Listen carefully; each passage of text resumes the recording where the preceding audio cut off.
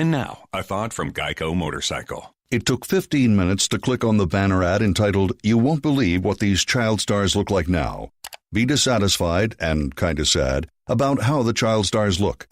And now your computer is plagued by incessant pop-up ads. Oh, this can't be good. To add insult to injury, you could have used those 15 clickbait minutes to switch your motorcycle insurance to Geico.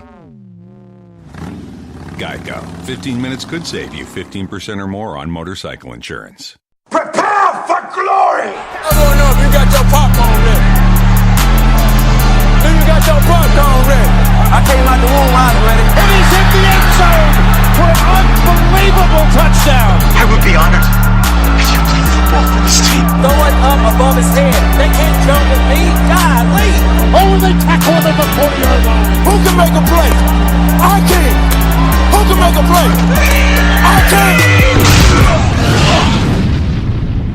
What's going on, ladies and gentlemen? Welcome to another episode of the Fantasy Football Roundtable Podcast, who is now part of the Full-Time Fantasy Podcast Network. You can find them at Full-Time Fantasy on Twitter. Ladies and gentlemen, can I please have your attention? I've just been handed an urgent and horrifying news story.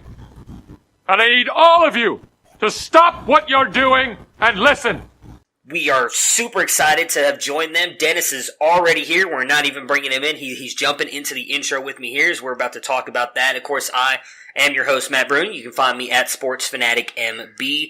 And we want to give a huge shout out and thank you to Jim Day. You can find him at Fantasy Taz for bringing us on board with the Full-Time Fantasy Podcast Network. Dennis, how you doing? And how excited are you to announce this news? You know, I am extremely excited about it. I think, when you're up and coming young podcast like we are, and somebody sees you providing some value and they're like, hey, we wouldn't mind having you as part of our team, it always kind of makes you feel good. You know, Taz has a great reputation in the industry, and the things he's doing with the Full-Time Fantasy Network, some of the people coming on board, the FF Face-Off with Anthony Servino and the Back Row Show with Bark Back Row, and obviously the big guys there, and Dr. Roto and Adam Ronis. So, yeah, I'm pleased to be a part of it, and I'm really looking forward to learning from some of the best in the business and continuing to just provide some great roundtable fantasy football advice. Yeah, I'm right there with you. I think when we sat down and had the call with Jim the other day, it's just an awesome experience, and to think about what the new heights that we could go with this. It's going to be awesome. I'm super excited, the same as you, to get working with all these people. And we already know the Back Row Show fairly well. Enjoy working with them. Obviously, we just did a podcast with them a couple episodes ago. I've been a huge fan of Adam Ronis for a long time. I've listened to him back when he was on Roto Experts years ago on Sirius XM, before him moving on to different stuff, and now obviously being a part of this. So it's going to be fun. I'm excited to see where this takes us. And besides that, we're just very appreciative of Jim Day, saying some kind words about us and being willing to bring us on. Because as you said, although we've only been doing it for about a year, almost a year, to kind of get some recognition and like I said, get a chance to reach some new heights is awesome for both of us. And I know we're both excited, which also leads us to another awesome opportunity that you have been talking about with Mr. Bob Lung, who again we had on with the Consistency Guide, who was an awesome guest for us. You guys, you have been working with him to put us together in something else, so why don't you tell the listeners about that? Well, if you've been following Bob on Twitter, which if you are not, you should be, bob.lung, at bob.lung, just like it sounds, bob.lung, has put together the Midwest Fantasy Football Expo. It's going to be August 18th in Canton, Ohio, at the Canton Civic Center. I believe it's just the weekend after, the day after the Hall of Fame game. It's going to be a great event. There's going to be a lot of podcasts and industry people there. I'm really looking forward to it. We're going to have a booth there. We're going to be doing some giveaways, interacting, shaking hands and kissing babies, and handing out free fantasy football knowledge, and really looking forward to networking with the people that play the game and the people that put out content. It should be a fantastic time. You can find the expo on Twitter at Midwest FF Expo, MIDWESTFFEXPO. We'd be greatly appreciated. It's only going to be $20 to attend.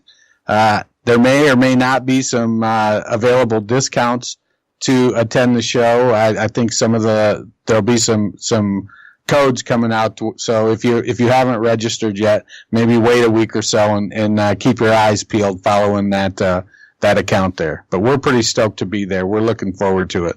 Yeah, it's going to be a lot of fun. I'm going to do everything I can to move heaven and earth to get there because I'm excited about it as well. As Dennis said, we'll hopefully both be there, be able to meet any listeners who are able to make it up there. Even if you don't listen to us, well, I imagine you're finding out about it listening to us, but we're hoping to meet all kind of listeners, whether you listen to us or not, just helping people out. We're going to have free swag for the show.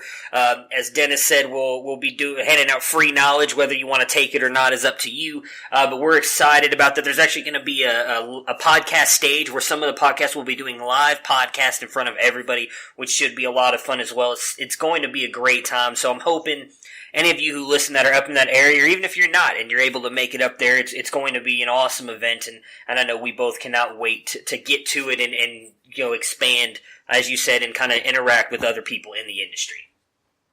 Yeah, and I missed it, but the website for the expo is also MidwestFFExpo.com. So the difference between the Twitter site and the actual web page is just the .com. MidwestFFExpo.com. So make sure to check that out if you guys are interested in it. And as Dennis said, there will be possibly some codes that will get you a little bit cheaper entrances in there. And if we do get those, we will obviously tweet those out as well as putting them in the show, so you guys can do that. And before we move on, we are talking about camp battles today. But before we get to that, I did want to mention, if you guys like our podcast, you listen to the Back Row Show come on with us the other day. Again, another great podcast, as Dennis was talking about. There's a bunch of great podcasts on this network, the full-time fantasy network that we joined. Jump in there, look at all this. They've got all of us now on the same page. You can find them on Twitter. They've got links to their page right there. And check us out. We're using Spreaker. They'll have everybody up on iTunes as well. Jim is doing a great job of expanding everybody and giving all of us a lot of exposure. That was what I was looking for. I was trying to come up with their exposure. But all these other podcasts are just as good as ours. I don't want to say better, so we'll say as good as ours. But they're awesome. Go check those guys out as well. And while you're leaving us a rate and review, do that for those guys as well, because that's a big deal for all of us. Get out of the car. It's go time. You and me. Come on, give me your best shot. I'll give you a free one. Let me have it. That's it? Come on, you can do better than that, can't you, Captain Limpris? Try again. Hey, everybody, is there a window open? I feel a draft. Huh? If I wanted to kiss, I would have called your mother. Come on. That was a good one. Ouch, talent population, you, bro. All right, so let's go ahead and jump into some camp battles today. We left off Monday as we did the AFC. What did we do? The AFC East on Monday. So today we're going to do the AFC West, and we're going to start with the team that won the AFC West and the Kansas City Chiefs. For me, I think that the first battle that we're going to talk about has kind of already been decided. The coaches have come out and said that Damian Williams is going to be the guy. However, Carlos Hyde, at times last year, still looked good, was not a horrible back for the Cleveland Browns before he got traded to Jacksonville. I think Jacksonville was kind of a really bad situation for him to go to. He is now in Kansas City. You've got Damian Williams, Carlos Hyde, and Darwin Thompson, who they drafted this year. How do you see this backfield shaking out for the Chiefs? So, if I accept at face value the Chiefs saying that Damian Williams is the guy, then I also have to accept at face value that Devontae Parker is finally going to break out because he's having a fantastic spring training camp. So if, they either both have to be true or both have to not be true, or maybe both are just kind of possibilities. So that being said, I like Hyde for the value. I admit that I'm somewhat of an Ohio State homer. I I think Hyde still has a lot to offer. I think the Chiefs want Damian Williams to be the guy. He is a little more versatile. He's a better pass catcher than Hyde. Hyde's a good pass catcher. Hyde's biggest issues, I think, are just lack of efficiency. He's definitely a guy that needs a ton of volume to be productive. Let's see. He's got a career average, where'd it go? 4.0 exactly, but then I guess if I look at Williams, his career yards per carry is 4.0 also. My concern really, last year, as everybody wants to shower all this love on Damian Williams, he only had 50 carries for the whole season. And that kind of, that's a small sample size. Granted, that was the most carries he had in his career. So in 4 years in Miami, he had a total of 133 carries. So is a sixth-year breakout possible? I mean, he could be the next Justin Forsett, sure. But I kind of feel like we're more likely to get 175 to 200 carries out of Carlos Hyde and 800 yards, 850 yards, and 125, 130 carries out of Damian Williams. If that's the case, you're certainly going to get more value from Hyde than you do Williams at the price they're both going at. Yeah, I think for me, price-wise is the biggest thing because Carlos Hyde, I can't remember exactly what his ADP was, but I want to say it was after the 11th round, if I can remember correctly, if not even further back than that, where Damian Williams right now is going as high as the third round in some drafts, which is a little bit ridiculous for me. I get it because you are taking a chance on him possibly being the guy, like they've come out and said.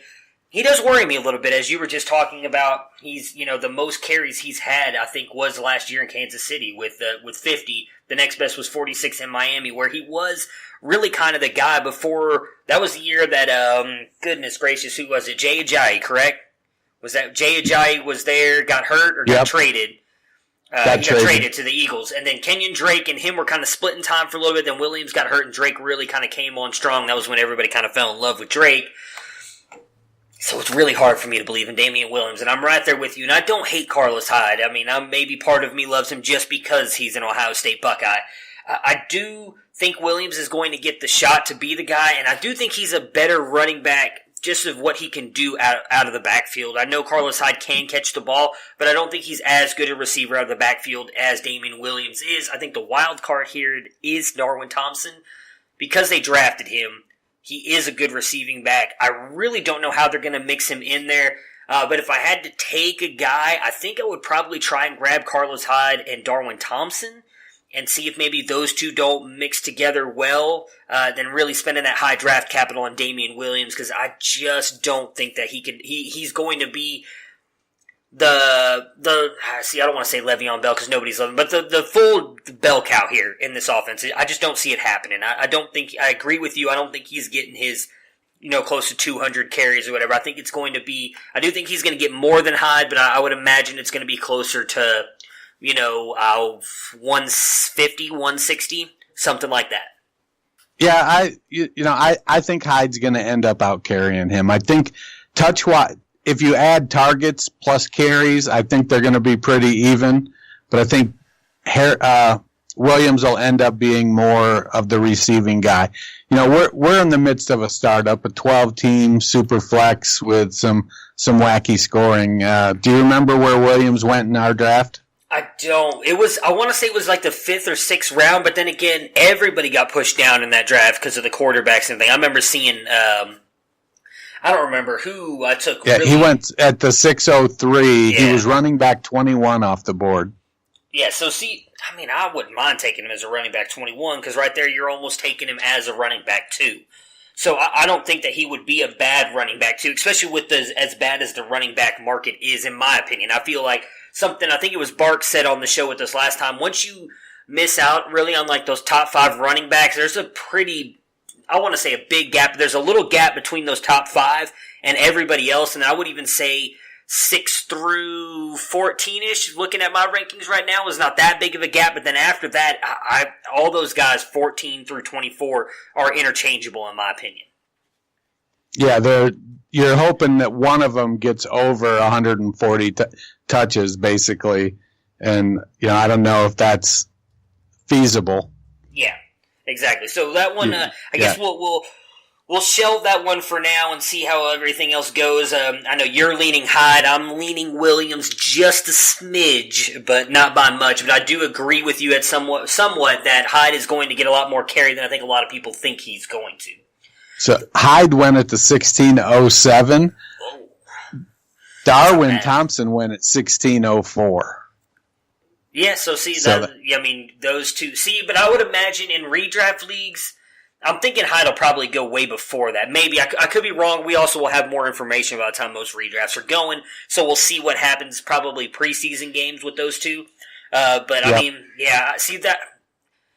As much as I hate to say it, I think I agree with you on that part of it and taking Hyde over Williams just because you can get him so late and he has maybe not quite as much upside as Williams does, but he has a shot to be a really good running back and you're getting him that late. The wide receivers for the Chiefs are also extremely interesting. For this discussion, we are just going to assume Tyreek Hill is going to be out. There's really not been much other information that's come out. I know supposedly his fiance admitted that she was the one who broke his arm in a text message or something like that. I don't want to get into what is or not really happening with that. That's none of my business. I don't want to be involved in it. I really don't want to talk about it because we're a fantasy show. So we're going to skip over that and just say right now he's on the commissioner's list. So we're just going to assume at least right now he's not playing this year until we hear differently, and then we'll attack it that way. So right now you're sitting with Demarcus Robinson, Sammy Watkins, Kelvin Benjamin, and then they drafted Mecole Hardman. What are your thoughts on this wide receiver group? Well, they have to re-sign Benjamin if they're going to include him in the mix. He's currently a free agent, I believe. Oh, okay. And I think if you're going to re-sign Benjamin or you have the intention of re-signing him, there's better options out there. I would take Michael Crabtree over Kelvin Benjamin. But I feel like if they are going to, if they know they're not going to get Hill back, I feel like they need to make a move. Robinson is going to be going into his 4th year. I suppose he could have a breakout, but I mean his high targets in 3 years is 39. Sammy, he's got a little bit of a history of being good, which is almost as long as his history of being injured. And that's what really scares people. Sammy's never played, once he's played 16 games, in his rookie year, and he had 128 targets. If Sammy can stay healthy, the chance exists that he could, be what everybody thought he was. And if I'm going to bet on any of this existing crew, I'm going to bet on Sammy. He's probably going to be the most expensive of them. But Mecole Hardman, I just don't see it. I think the hope that he can replace Tyreek Hill is pretty far off base, in my opinion. Do I think Robinson can have a 50 or 60 catch season? Yeah. But I think Sammy can have a 90 or 100 catch season. And if Sammy goes down, I don't think Hardman or Robinson are gonna, they're not gonna be able to replace either Sammy's or Tyreek's production. They'll end up going and getting a veteran somewhere. Yeah, for me, I know we were actually having a talk with one of our listeners on Twitter the other day about this. I think Michael Crabtree would be a great fit here. You are right on Kelvin Benjamin. I don't know how I missed that. He is a free agent. I agree with you. I imagine they're not going to re-sign him. So, I'm not a Sammy Watkins believer. I just don't think he's got it in him. I still think he's going to be the 2 there with the amount of money that they paid him. And he has shown flashes of being a good wide receiver. I love Demarcus Robinson this year. I think I've had him in multiple leagues leading up to this year, thinking that he was going to finally break out. I mean, this is his opportunity. I don't see Mecole Hardman. I know everybody expects him to be Tyreek Hill, but if you really go back and look at Tyreek Hill's rookie season, he wasn't even what Tyreek Hill is now his rookie year. It took him, I think he really started to break out at the end. It was, I think, right around week 13, 14 is when he really kind of came on there in Kansas City. I don't imagine Mecole Hardman's going to do that this year, but I imagine he'll be obviously thrown in there. They drafted him for a reason that high. They expect him to do stuff this year. I just don't expect him to be anything like Tyreek Hill ever, really, in his career. I think he'll be a good wide receiver there, but I think the comparisons to Tyreek Hill, just because they both run fast, is a little bit ridiculous.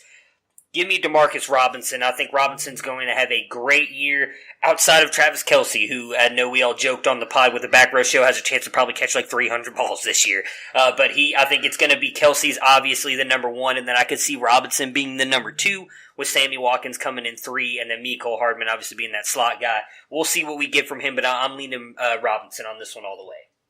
So obviously there's no real battle at tight end. We all know Travis Kelce is debatable 1-1 at tight end. I'm kind of with Arms that I think Kittle could be the number one tight end in fantasy, but obviously Travis Kelce is being drafted as that one, and you can't really argue that he shouldn't be there.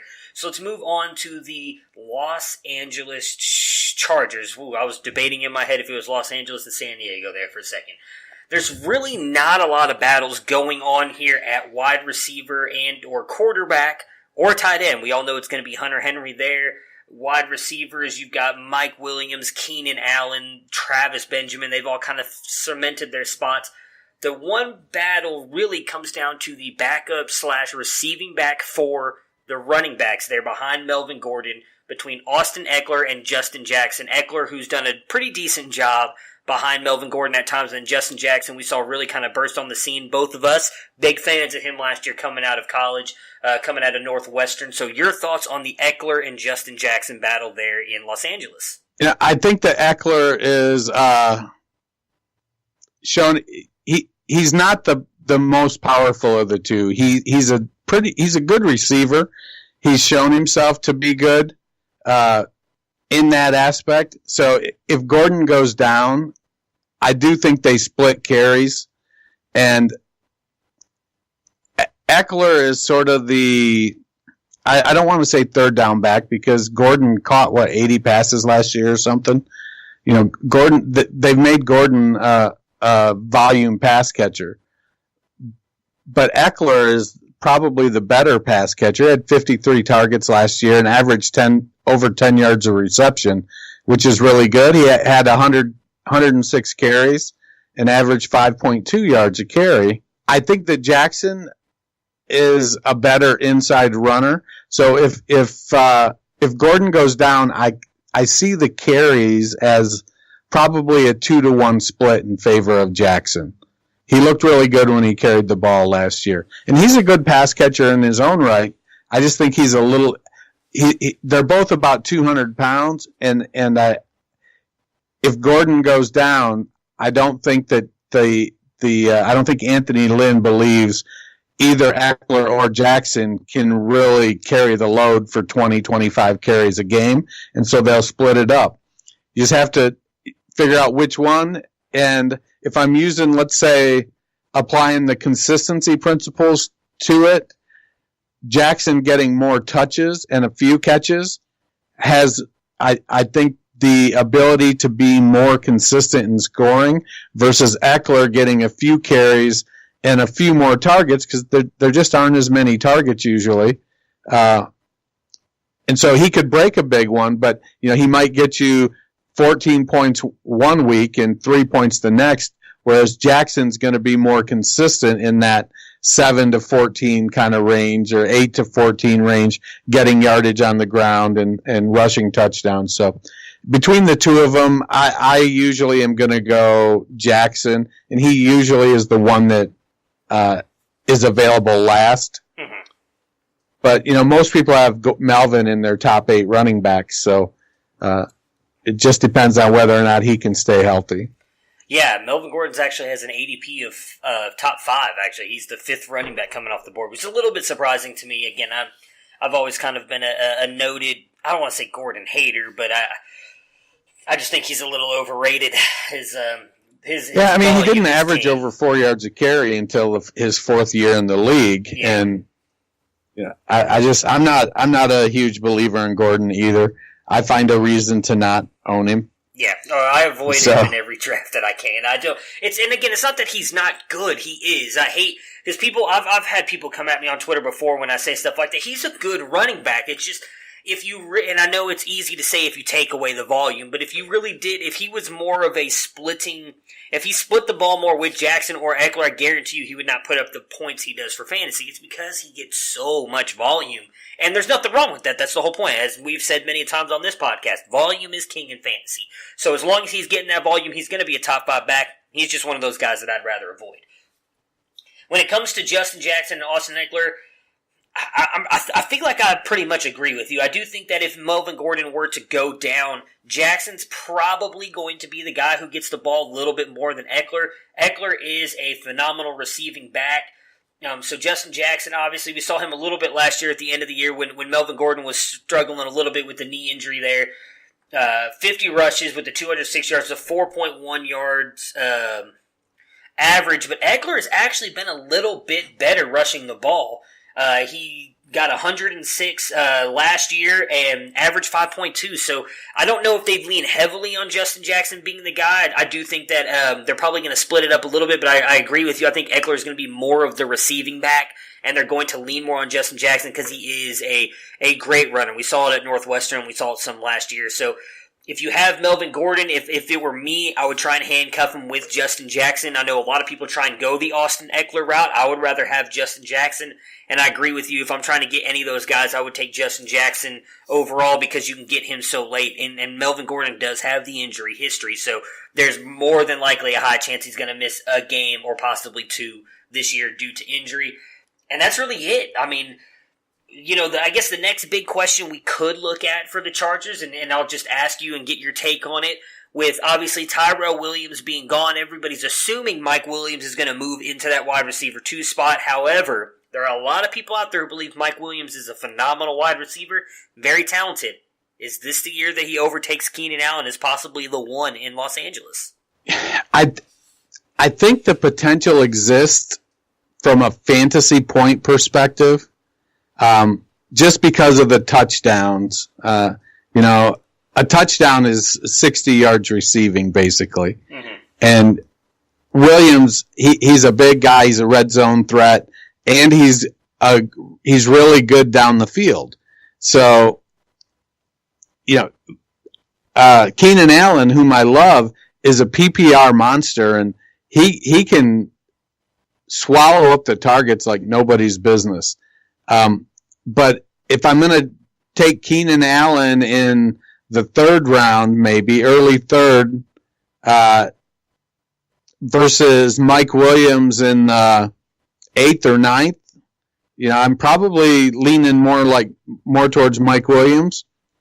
And I actually missed Mike Williams in our draft, which was kind of a bummer. He went the 8-10, and Keenan went where did he go? Keenan went 4-9, Mike went 8-10. So there's about a 4-round difference in them. I love Keenan, and he's a great PPR receiver, but if Williams ups his targets, he's shown that he can make plays and he can break long touchdowns. I don't know that I think his volume increase in targets this year will cause his touchdowns to still be higher than Allen's, and so I say it's at worst an even proposition that Mike Williams scores more fantasy points than Keenan Allen. Interesting. Yeah, I think it is going to come down to touchdowns with them. I just think Keenan Allen is the much better receiver after the catch than Mike Williams is, but Mike Williams is by far the better red zone threat. I still think Keenan Allen's going to hold that for at least one more year. I feel I'm one of those people where I need to see it out of Mike Williams. I know he had some really good games last year, but I can't believe he's going to overtake Keenan Allen. I think Keenan Allen's just the better player overall. So I'm still going to take Keenan Allen there 1 for the Los Angeles Chargers and have Mike Williams come in there second. If I'm wrong on that, I'll admit that at the end of the year. But I feel like with those two, I've got to see it happen before I'll believe it, because I just think Keenan Allen is a much better receiver. The Denver Broncos, they made some moves here at quarterback in the offseason. They obviously got rid of Case Keenum, shipped him off to Washington. They bring in Joe Flacco, and they drafted Drew Lock, which I thought was a phenomenal pick for them. I really liked Lock in this class. I don't know if this is necessarily a battle, as if pretty much everything since they drafted Lock has been a talk that Joe Flacco is going to be the guy, and Drew Lock is probably going to get his start next year, because they can, I believe actually even up in as early as this year, they can cut Flacco and there's no hit to their cap whatsoever. But I do think that they're going to give Flacco the serious start, or a serious chance here, be the starter, and probably ride him at least until they're out of playoff contention, then maybe throw Lock out there to see what they've got. But do you have any thoughts on this? Do you think it's going to be an actual battle, or you believe that Flacco is going to be the starter? Or is it Lock? I think Flacco is going to be the starter. I think John Elway, as much as he loves Drew Lock and sees a lot of himself in Drew Lock, he wants to win games, and I feel like the best opportunity for them to win games is not breaking in a quarterback with completion percentage issues. And Flacco, he's still, he's certainly not Eli Manning bad, if that's for sure. Yeah. So, he's still got some game. They've got with their supporting cast. The Broncos have a chance to be competitive. So I could see Locke getting some mop-up time, but I agree. He's not. I won't say he won't. He shouldn't be in the game, starting games, unless Flacco is either A, injured, or B, there's no chance that the Broncos are going to make the playoffs. As soon as they're out of the playoffs, I think Locke should start the next game, and it shouldn't even be an issue. Yeah, and like I said, I really don't feel like it was a battle, but I just kind of wanted to give our perspective on it, and I agree with you 100%. Now, there is a chance that Flacco gets hurt. We've seen it, obviously, the past couple years. He struggled with the back issue, so we could see Locke out there sooner than we expect, but I really do kind of hope they give him the shot to kind of sit and learn the offense. Not that he's not ready. I actually think he's probably one of the more pro-ready quarterbacks that came out this year. I think that the offense he ran in college was very good, and I love the weapons they have around him in Denver, especially in Cortland Sutton and Deshaun Hamilton. Obviously bringing in Noah Fant as well. We're just going to skip it because I'm pretty sure I said it right. I hate his last name. It drives me crazy. Noah Fant at tight end, who we both think is going to be a stud there in Denver. So I can't wait to see Locke take the helm and run with this offense, but I do think that it's going to be later than at least Broncos fans probably hope, because we do know a Broncos fan in Matthew Fox, and I know he is not thrilled to have Joe Flacco there, so I can't imagine. I imagine he wants to see Locke sooner than most do as well. At running back, this is it. This is going to be probably the biggest argument we have on the show today, because I already know the sides you're going to take. But Royce Freeman and Phillip Lindsay, this is the battle. There's really nobody else there in that backfield that needs to be worried about. Who are you taking? Is it going to be Royce Freeman, or you think Phillip Lindsay is going to take control of this backfield this year? Did you know that I traded for Phillip Lindsay this offseason? Are you going to trade him to me? Is it a league that I'm in with you? I'll give you a first for him. No. Oh, man. No, it's in the Private Dicks League. You're not in there. No, I did not know that, but I'm happy for you.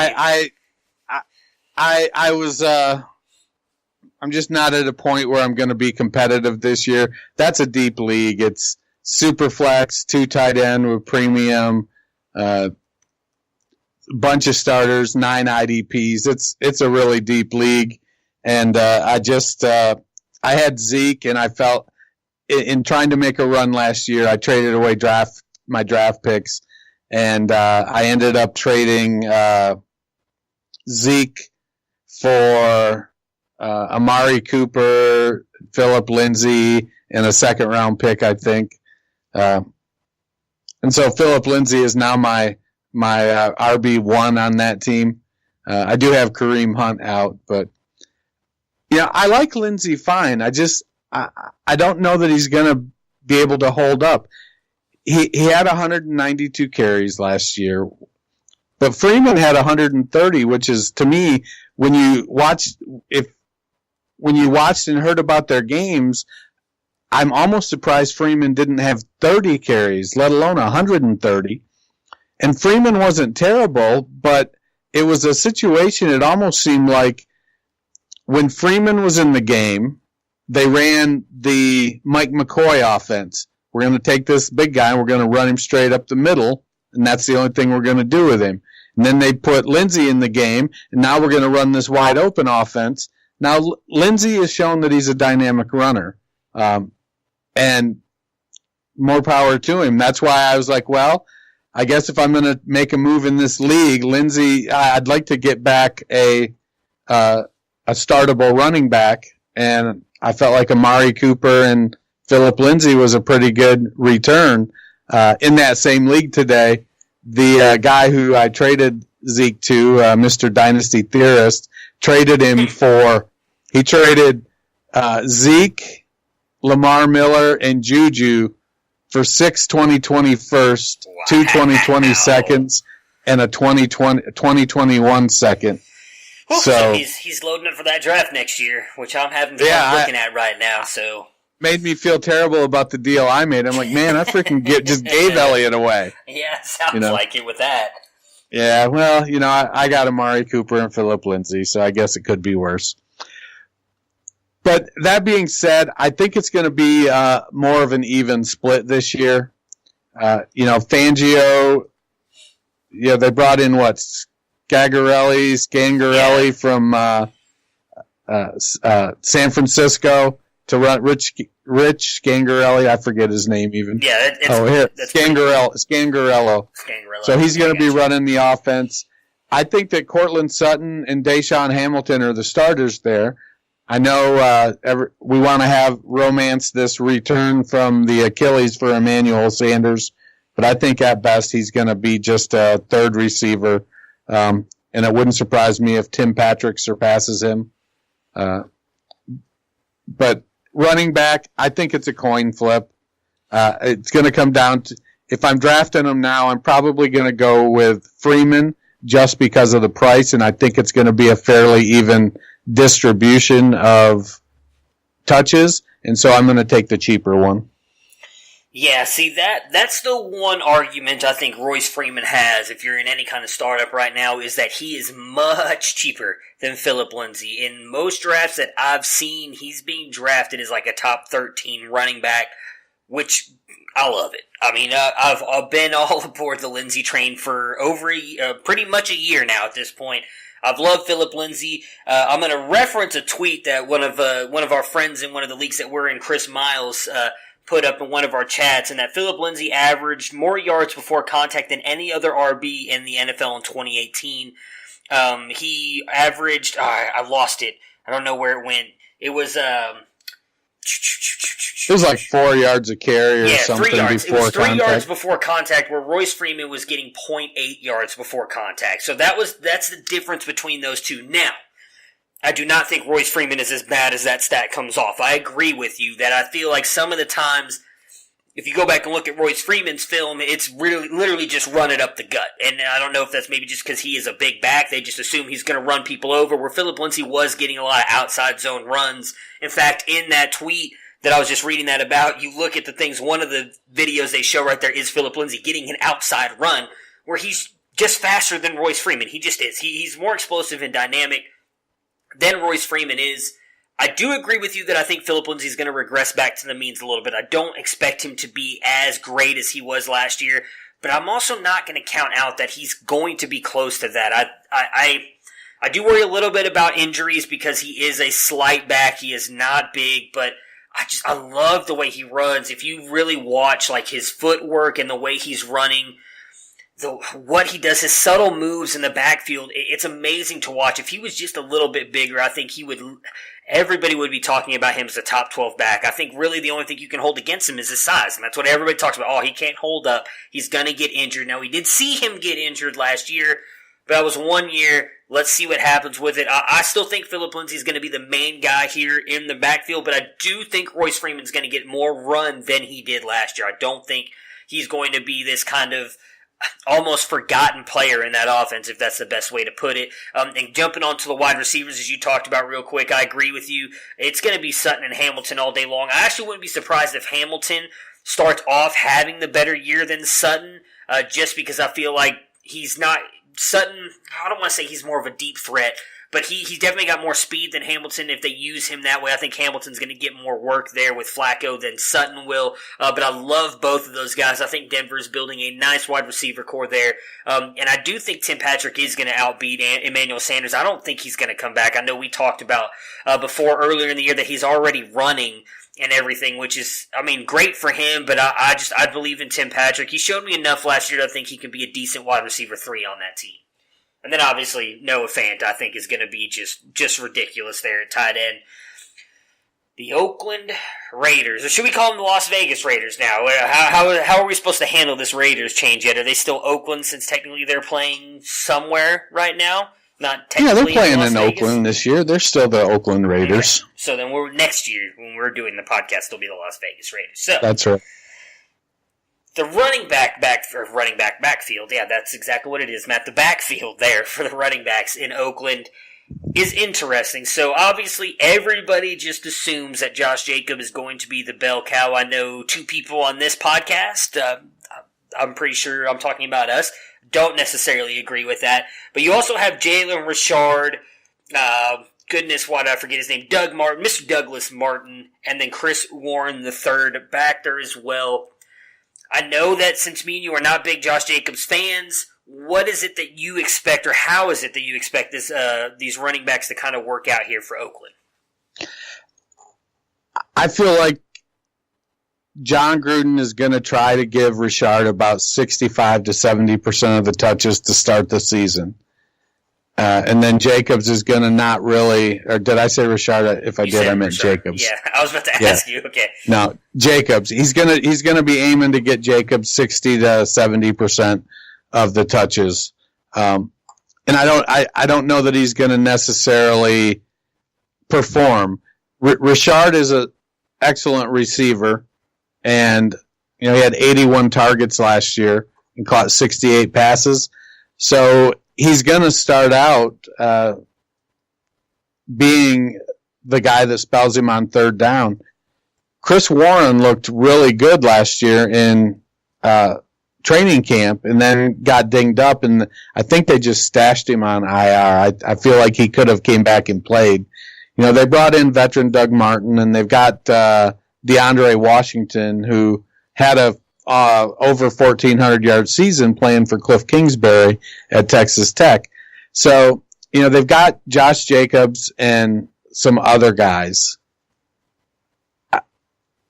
To me, it's really a backfield that I'm avoiding. I'm a David Montgomery guy, so if I'm drafting in rookie drafts, I'm either taking Montgomery or I'm back further in the draft where somebody else is taking Jacobs.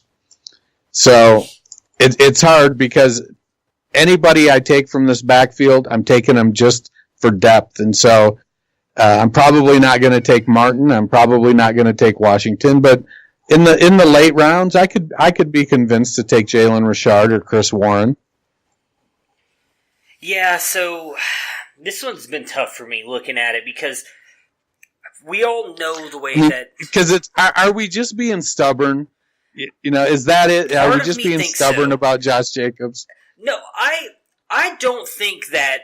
I know we've both been kind of on the same train here, and I feel like I kind of understand where you're coming from with that question because everybody else is so bought into him. And I feel bad because I would imagine you agree with this statement. So we're not saying Josh Jacobs is bad. We don't think that he's some scrub that's not going to do anything. Just both of us don't think that he is this... He's being glorified as this running back one that came out of Alabama, and I just don't see it. Because I do agree with you, regardless of what anybody wants to say, he could not beat out Damian Harris. And I like Damian Harris, but Damian Harris is not that great either. So I just don't think Josh Jacobs is this all-world running back. And I actually think Aaron Arms agrees with us when we talked about it. His defense on the episode with the Back Row Show was that he just thinks he's going to get all of the work, which is going to make him a top-end running back, which is where I do kind of agree. I do expect, with the way that John Gruden runs his offense, that Josh Jacobs is going to get a bulk of the work, as you were just talking about. Now, whether or not he does something with it or not, I don't know. And if he doesn't, I don't know if Gruden will put anybody else in there. They spent a first-round pick on him. As much as I hate the draft capital argument, they're likely going to leave him in there unless he fumbles the ball. We all know Gruden will not stand for that. So as long as he's holding on to the ball, even if he's not producing, I imagine they're just going to keep giving him the ball. I'm just with you. I'm steering clear of this backfield. I don't want Josh Jacobs because I just don't think he's ever going to be a top 12 back. That's just my opinion. I could be wrong, and we'll know. I can't really say 1 year, but in the next couple years, if he continues to prove that, and if he shows he's a top 12 back, I'll eat my crow. I'll apologize to him on Twitter for saying that I didn't think he was that good, but I think he's a middle tier, low end running back too. That's just my opinion of him. He's got, good skills. Obviously, he's a good receiver. He can run the ball. I just don't think he's overly talented. That's just my take on Jacobs. Again, I don't think either one of us says that Josh Jacobs sucks. We just don't think he's as good or he's as good as he's being glorified to be, if that makes sense. That's exactly what it is. So, we'll see. He'll go out and he'll have his rookie year, and then we'll move on. Yeah, like I said, I wish nothing but success for the kid. I hope he does awesome. Obviously, he's an NFL player. He's 10 times. I should probably say like 1,000 times more athletic than I am. But I wish nothing but the best for him. I just don't think he's that good. Like I said, I've been saying since the beginning, I thought Miles Sanders and David Montgomery were better than him, so I think that's probably where some of my contention comes from, is just because you see all these people on Twitter talking about how Josh Jacobs is by far the best running back in this class, and I just disagree with that fact, and then everybody just assumes when we disagree with that means we hate Josh Jacobs. We don't hate him, we just don't think he's as good as some other people think he is. So let's forget about that. Like, I agree with you. My last part on that is I would steer clear of all these guys. Maybe as a deep stash, Jalen Richard, because I do like what he's done the past couple years in the receiving game. So, if you're in a deep league and you need some guy who's going to get you, probably anywhere from 5 to 12 points a week receiving game-wise, Jalen Richard might be a good pickup for you because he is going late. So he's one guy I might look at trying to take late in all my leagues. At wide receiver here, so we all know that obviously Antonio Brown is the one. Tyrell Williams is going to be the 2, which I do kind of want to get your thoughts on him as well, but I want to talk about the third spot here really quick before we get into the Tyrell Williams talk. Who do you think is going to get this spot? I'm assuming both those guys will probably be on the outside, though I do think Brown will get some work in the slot. You've got Marcel Aitman, Ryan Grant, Brandon LaFell, J.J. Nelson, Hunter Renfrow. Kind of your thoughts on those 4 guys, who you think might end up taking over the slot role whenever Antonio Brown is not moved in there. I think they want to give it to Renfrow because he's their draft pick. They took over the team. They drafted him, so they want him to take it. J.J. Nelson isn't a slot guy. He's an outside guy. Marcel Aitman is, he's a big guy, but he's not fast. So he's sort of a red zone. He could be a big slot. If he can figure out a way to find spots in the zone. He was one of the darlings that I liked last year, somebody I really had grabbed a few shares of, stashed on my taxi squad.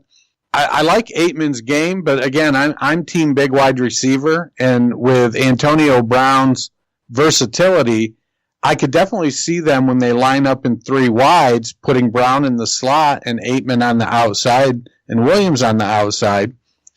But I can also see them, you can't pigeonhole. You don't want to just put Antonio Brown in the slot. So I could see them also going with Brown and Williams outside and putting Hunter Renfrow in the slot. I don't think any of those other guys are really going to be plays that you want to make. I'm not even sure Aitman is.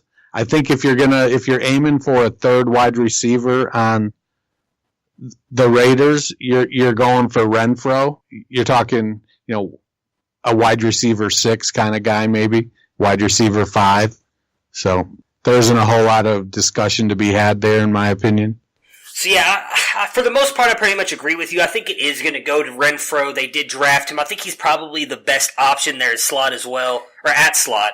I agree with you on Aitman, big wide receiver, but not fast. I imagine he'll be relegated mostly to kind of like a red zone target with Tyrell Williams down there. So give me Renfro, and I agree. I don't think he's going to be much more than a wide receiver 5. On Tyrell Williams, we never really saw him break out in Los Angeles. I mean, I don't want to say Keenan Allen isn't... He is an Antonio Brown, so I shouldn't say that. But Antonio Brown being on the other side of him, do you really think that's going to up Tyrell Williams' value as much as a lot of other people do? Many people are drafting him as a wide receiver 2 right now, high-end wide receiver 3. How much do you think this is going to boost his fantasy value being with Oakland and opposite of Antonio Brown? Well, when Keenan Allen missed all but one game, Tyrell Williams had 119 targets, caught 69 passes, averaged 15.3 yards a catch with 7 touchdowns. So he's a good wide receiver. He followed that up with 2 40-plus catch seasons, and Allen was healthy. You know, Allen caught 102 and 97 in those 2 years. So, and last year he also had Mike Williams to contend with. So I kind of see why Tyrell Williams decided to strike out on his own. If as the number 2 receiver playing across from Antonio Brown, we've seen it be a very productive position. So if Oakland is smart enough to look at what the Steelers did and how they used Antonio Brown and said, we're going to try to use him in a very similar way, so it opens up more people on our offense. Yes, we'll give Antonio his 130, 140 targets, but we're also going to make sure that when Tyrell Williams is open, that we're not afraid to throw the ball to Tyrell Williams. So I could see Tyrell Williams getting 100 targets. What did he have? Well, he had 69 and 65 the last 2 seasons playing across from Keenan. So if he can get 90 targets as the clear number 2, you know, that's a pretty good place to be. Yeah, the only thing that worries me is Derek Carr in that offense. I don't think it's going to be quite as high flying as it was in Los Angeles. I don't think they're going to put up as many points. But I also don't think Antonio Brown is going to get quite the amount of looks and production that he got in Pittsburgh, so that might open up a little bit more there for Tyrell Williams. I was just curious on your thoughts about him, because I know a lot of people are really loving on him now with him being there opposite Antonio Brown. I'm not quite sold on him, but if I could get him as my wide receiver 3 in leagues, I'd be fine with that. I just think the wide receiver 2 is a little bit of an overpay for me. The last battle we have here in the AFC West is at the tight end position here in Oakland between Foster Moreau and Darren Waller. Waller is getting all kinds of camp hype, which we mentioned earlier in the show really could mean nothing, but could mean something. But he is getting all the love here. You were someone who was high on Foster Moreau all the way back in our tight end episode here months ago. Your thoughts on how this tight end battle might end up here for Oakland? Well, the challenge that Foster Moreau is going to have is that he's going to need to be a really good blocker. I don't think he's going to beat out Darren Waller as a receiver right out of the gate. Waller is really athletic. He's 6'4", 245, I think, former wide receiver. So he's got an opportunity to break out, and it's going to come down to, can Moreau get on the field, because Waller isn't known for his blocking. He might be willing, but he isn't necessarily good at it, which means that Derek Carrier and Luke Wilson are going to be out there on the end of the line knocking heads with the linebackers and defensive ends. Well, then that means you can't put, if you're going to put 3 tight ends out there, are you really going to run 2 of them out into patterns? So Moreau is going to have to move up the depth chart, but him and Waller are going to be similar in their desire to be targeted. I don't see them playing on the field together. They're going to play a similar role, Moreau may end up at some point, maybe later in the year, maybe next year, taken over because he is a better blocker than Waller. So if you can be on the field in one tight end sets because you can block and you can receive, I think eventually Moreau is going to take that position over, and Waller then becomes the second tight end, the move tight end, and Moreau is the one who's on there, out there playing the most snaps. It could end up being, the two of them could end up kind of in a Jack Doyle, Eric Ebron situation.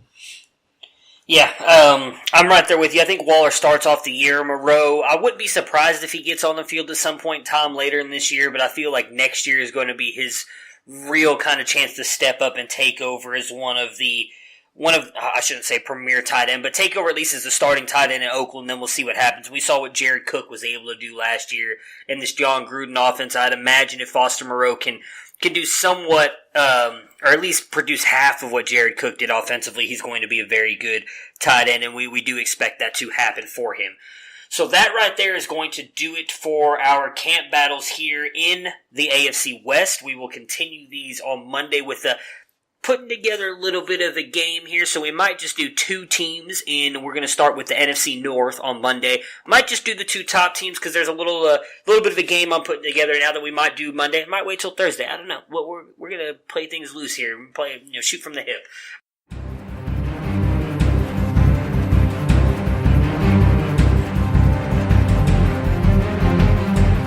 In 2019, 10 random people came together to form the Knights of the Fantasy Football Roundtable. They challenged the host of this program in deep fantasy battle.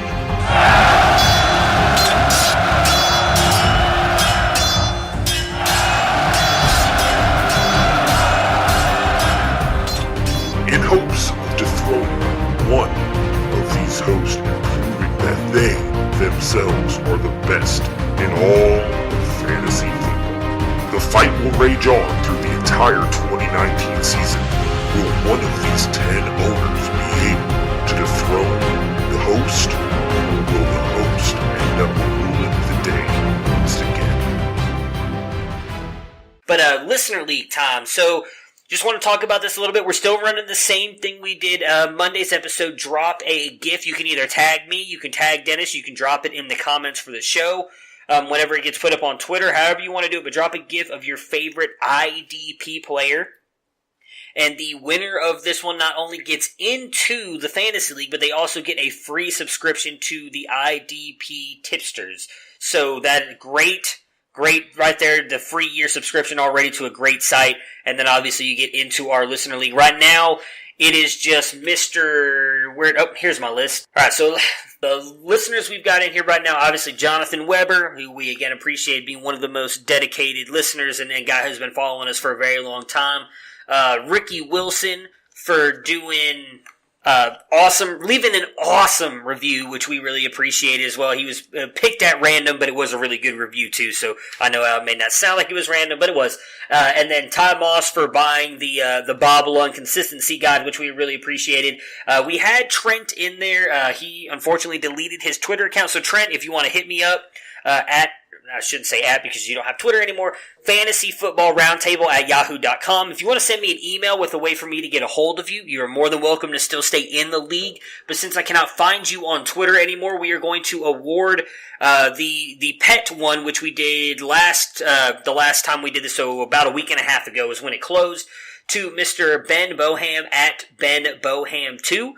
Congratulations, buddy. You and Georgie have won your chance in now to the Listener League. We will get you added here in a day or so, give you a chance to listen to the episode first and find out that you got in, and then we will add you in there. But we appreciate you sending us the picture of your cat there, Georgie, hanging out, and you are now in the Listener League, so congratulations. And again, before we cut out of here, remember, guys, drop a GIF of your favorite IDP player to me or Dennis or in the show, however you want to do it. Just get a hold of me or Dennis and drop it. You can even DM it to us if you don't feel like you want to put it on Twitter for whatever reason, on a timeline or whatever. But just drop a GIF of your favorite IDP player to get a chance to get in. We've only gotten about 4 right now, so if you want to get a chance in again, free NFL jersey for whoever, if you win, if you're able to beat me or Dennis. And you also will get a Knights of the Round Table shirt, which is very, very close to being done, and I cannot wait to show you guys what this thing looks like, because I'm excited about it. But before we get out of here, Dennis, where can we find you on Twitter, and what do you have in the pipes at the Nerd Herd? Well, you can find me at culture_coach, always here on the Fantasy Football Roundtable, co-hosting alongside you, and on the Full-Time Fantasy Podcast Network. We're happy to be there. Over at Twitter, I'm doing at Dynasty Nerds, I'm doing my standard rankings. I just put out an update over there on the rankings, and that's pretty stoked. We got some new tools coming down. I can't wait for those to be announced. The buy-sell tool is pretty cool, so if you're in the Nerd Herd, you get to see the consensus of what all the writers think, whether you should buy, sell, hold, trade for value, all the fantasy football players in your leagues. We are working on a series of 32 teams in 32 days, and that'll start rolling out here later towards the end of June, a fantasy review of all the teams in the NFL. And then I personally am working on some deep stashes, going by division, doing the AFC West right now, and that should be coming out shortly. Somebody from each team, kind of stash on your taxi squad or at the end of your bench. So and that's what I got going on. Yeah, those I imagine are going to be awesome. For me, I'm still working on the J.K. Dobbins article. I have yet to be able to really dive into that because I've been working on, if anybody follows me on Twitter, you've seen my Devy thread of my top 5 wide receivers in Devy next year. That is what I'm focusing on with the Nerd Herd. I'm excited. We've got some stuff coming up for Devy players. Should be awesome. I cannot wait to announce that stuff as well. But since we cannot announce it yet, I can't say anything about it. So I'm really excited, though, to see where that goes here in the future. And again, I'll be focusing mostly on that for the Nerd Herd. So jump on if you want any questions about Devy or anything like that. You guys can always hit me up, or anything I'll still answer. But Devy is what I'm trying to focus on here lately. So guys, thank you so much for listening today. We will have this up and at 'em. Hope you guys enjoy your weekends, and we will be back on Monday for the new winner of the Listener League, a new way to get into the Listener League, and some more camp battles and possibly a new game. Rate and review, guys. We really appreciate it if you do it. You still have a chance to also get in the Listener League if you do that. Hope you guys have a great weekend. And Dennis, I will talk to you again on Monday. Right on. Prepare for glory! I don't know if you got your popcorn ready. Do you got your popcorn ready? I came out the womb, I was ready. And he's hit the end zone for an unbelievable touchdown. I would be honored if you played football for this team. Throw it up above his head. They can't jump with me. Golly. Oh, they tackled at the 40-yard line. Who can make a play? I can. Who can make a play? I can.